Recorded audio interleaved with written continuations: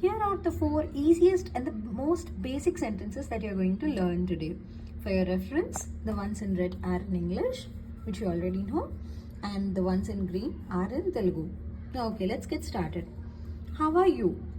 Ela unnav? Ela unnaru? So if you want to give some respect to the other person, you add ru.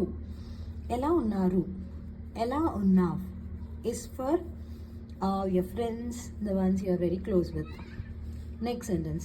If someone asks you how are you can reply them, నేను బాగున్నాను, which means I'm good, I'm fine. So both these actually mean the same. So నేను బాగున్నాను. Hope you got it. So if you wanted to ask them how are everyone at home, ఇంట్లో అందరూ ఎలా ఉన్నారు. ఇంట్లో means home, అందరూ means everyone, ఎలా ఉన్నారు means how are you. Basically you are asking them how are everyone at home. ఇంట్లో అందరూ ఎలా ఉన్నారు.